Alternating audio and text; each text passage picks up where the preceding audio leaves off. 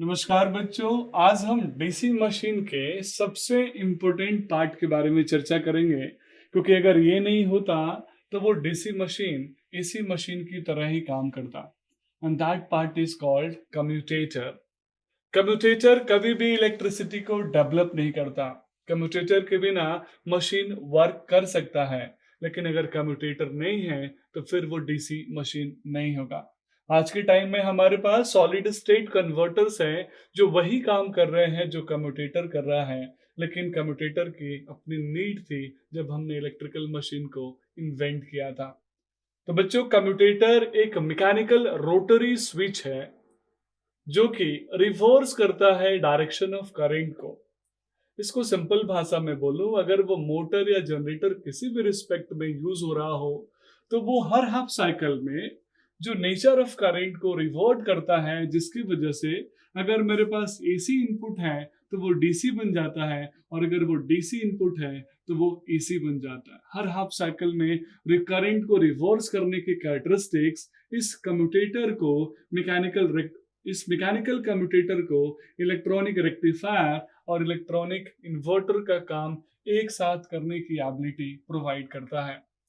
बच्चों, कम्यूटेटर एक rotary switch है। इस वर्ड को कैच कीजिएगा, क्योंकि यह एक बहुत अच्छा क्वेश्चन बनता है कि हमने कम्यूटेटर को रोटर पे ही क्यों रखा।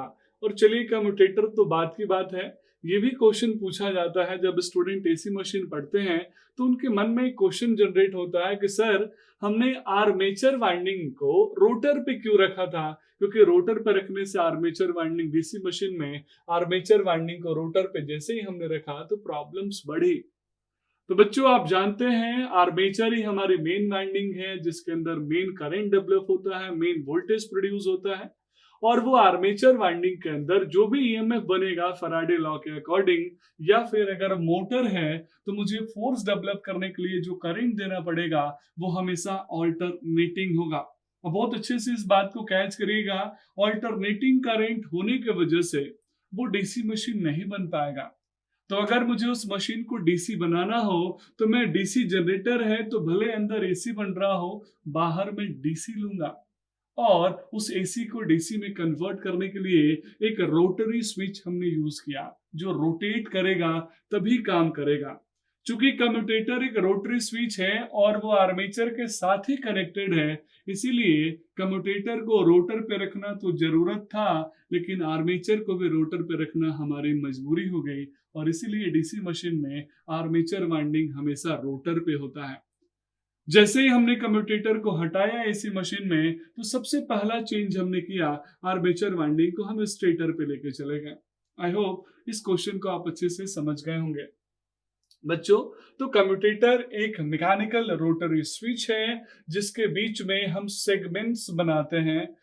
कम्यूटेटर के सेगमेंट्स, दो सेगमेंट्स एक दूसरे से आपस में आइसोलेटेड होते हैं, और वो कम्यूटेटर की यानी आर्मेचर की वाइंडिंग से हम सेगमेंट को कनेक्ट करते हैं, शोल्ड करते हैं। बच्चों ध्यान दीजिएगा, दो सेगमेंट के बीच में जो हम इंसुलेशन करते हैं उस इंसुलेशन में हम माइका को यूज करते हैं। यानी मैं बोल सकता हूं कि जो सेगमेंट हमने बनाया उस सेगमेंट में अगर हम इंसुलेटिंग मटेरियल यूज नहीं करेंगे तो मेरा कम्यूटेटर सर्किट शॉर्ट कर जाएगा, और उस कंडीशन में कम्यूटेटर का कोई यूज नहीं है। उस कंडीशन में कम्यूटेटर एसी को डीसी में कन्वर्ट नहीं कर पाएगा। तो कम्यूटेटर काफी इंपोर्टेंट पार्ट है जो कि हर हाफ साइकिल को में अपने नेचर को, करंट को रिवर्स करके इनपुट एसी को डीसी में कन्वर्ट करता है और डीसी को एसी में कन्वर्ट करता है।